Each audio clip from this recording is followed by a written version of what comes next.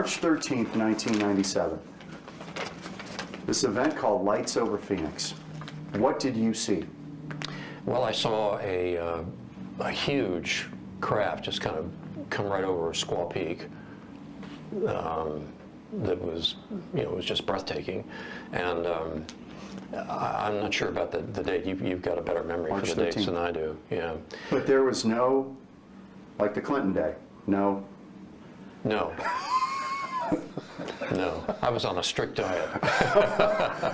No, I'm serious. I'm serious now. That unquestionably it was a UFO, which means unidentified flying object. Right. Doesn't mean we're being visited. Well, it's nothing like anything I've ever seen. And you're an Air Force guy. Yeah, yeah, and a pilot. Got a lot of hours flying.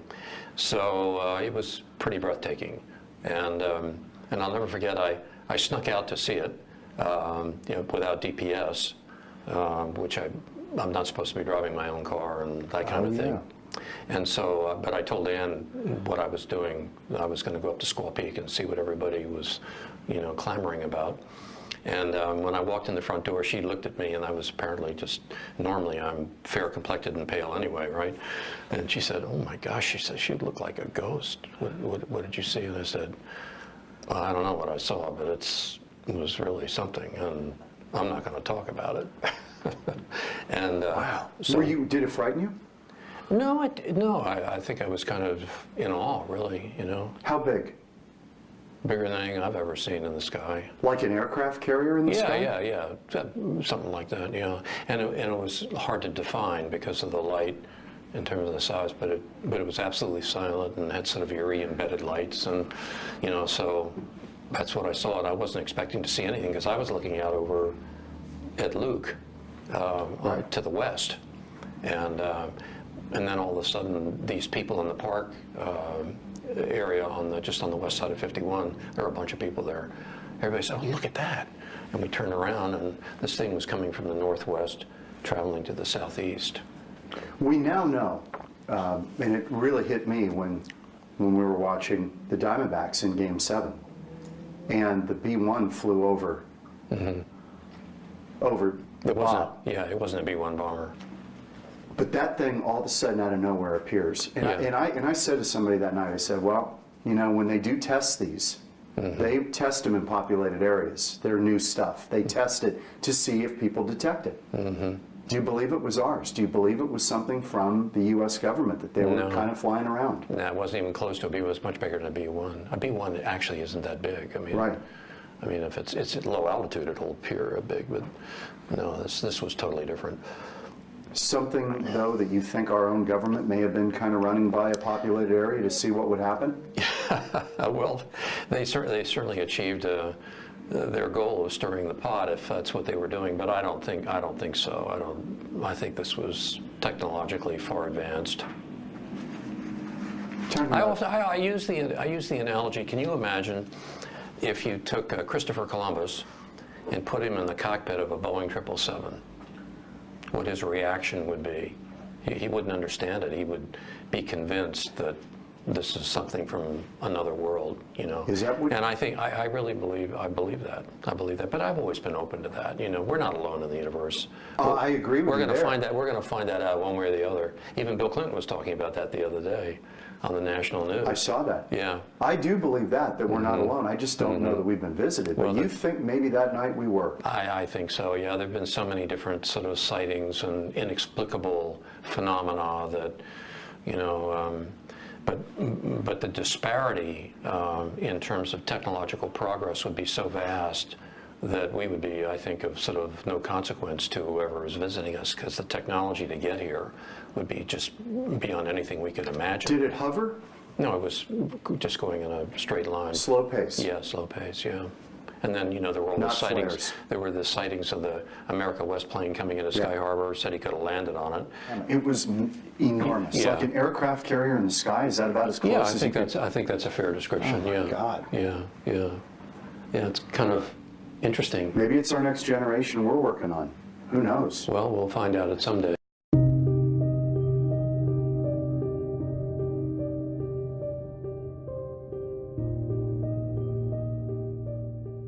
The Joint Chiefs of Staff talk to you or concern you about the unknown and the unidentified flying object? Oh, yes, we discussed it at every conference that we had with the military, and they never were able to make me a concrete report on. Do you have anything on the subject, sir? No, I haven't anything on the subject, and there's always things like that going on, flying saucers, and they've had other things, you know.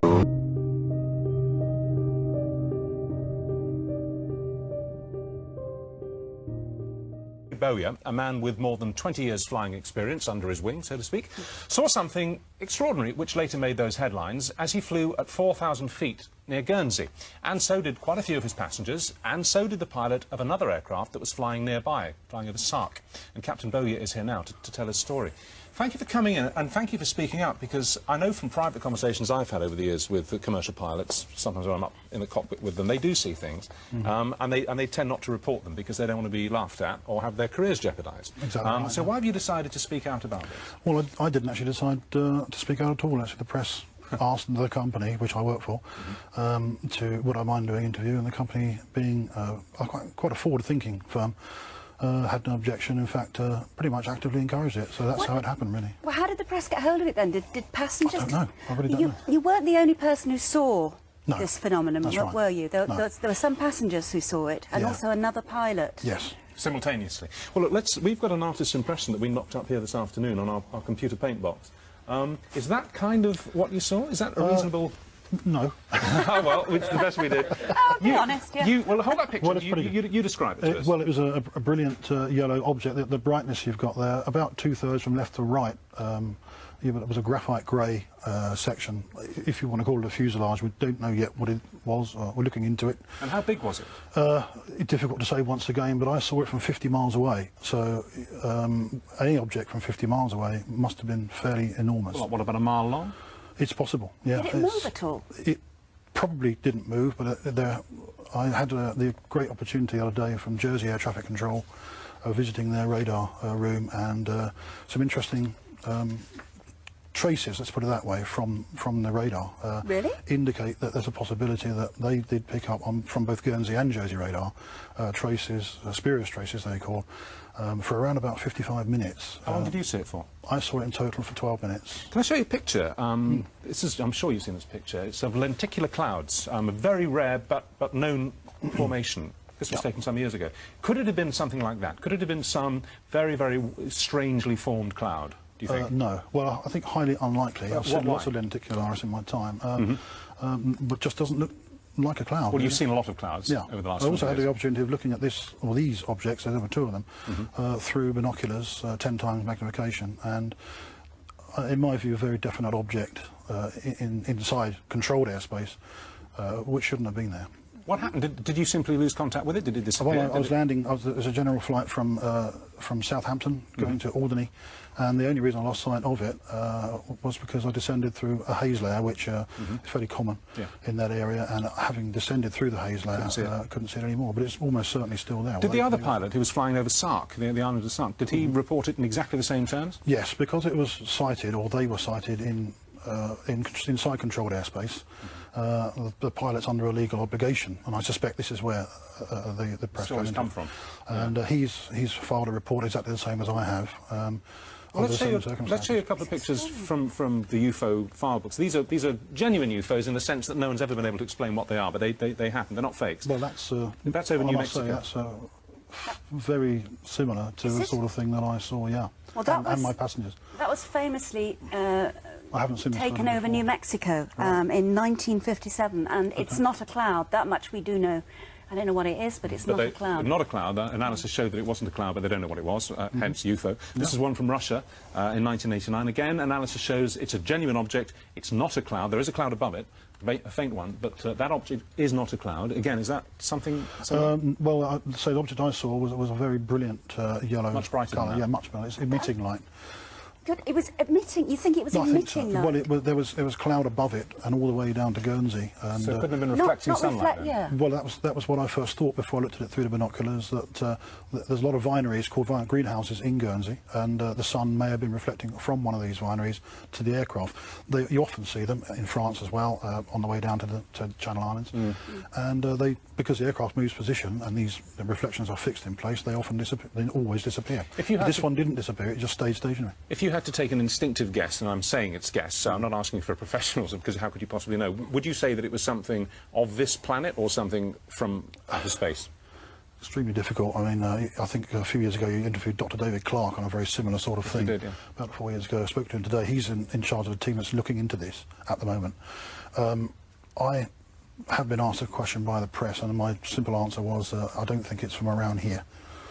I can't speculate any further than that. But there is some information which is now being looked at, and hopefully better come back one day and give you an answer to this. But at the moment, it's an unknown. When you fly now, I mean, do you have a sort of slightly heightened awareness of what may be going on around you?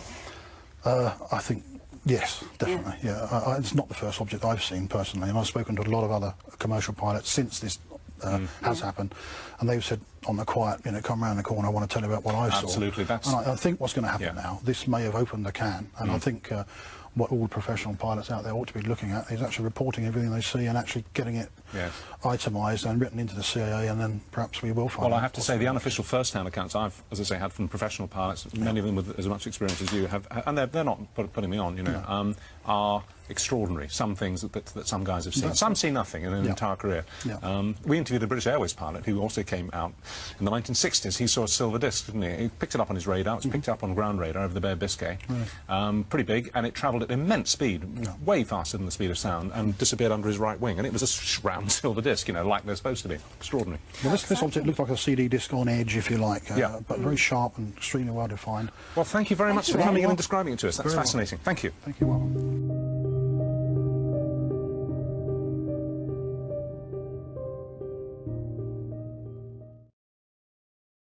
I got scrambled one night, and my first orders are, you will be ordered to fire on this mission. In just a few minutes, he was over the North Sea in a fighter like this at 31,000 feet, traveling nearly the speed of sound. In the dark and in the clouds, Milton saw the strongest signal he had ever seen on his radar screen. Bigger than the target was there, and the target looked like an aircraft carrier. It was that big on my screen. He flew toward it to try and shoot it down. And it takes off like you're just standing still. Like I wasn't even there. Like I wasn't even there. Just gone. Milton has no earthly explanation for what he saw. Could it have been a problem with the radar? Could it have been a weather phenomenon? No. Could it have been a meteor? Any of those things? Everything was explained to me already. Yeah? I knew what it was. It was some design of an aircraft by some space alien.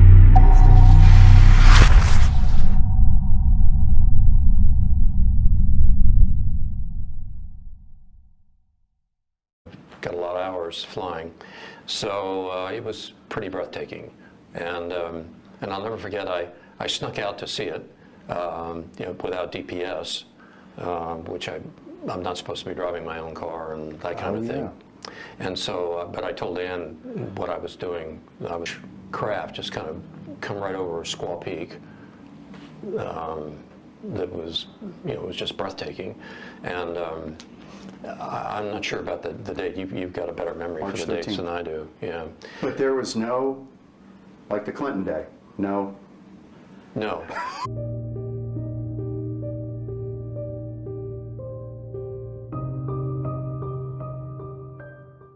March 13th, 1997. This event called Lights Over Phoenix. What did you see? Well, I saw a huge. No, I was on a strict diet. No, I'm serious. I'm serious now. That unquestionably it was a UFO, which means unidentified flying object. Right. Doesn't mean we're being visited. Well, it's nothing like anything I've ever seen. And you're an Air Force guy. Yeah, and a pilot.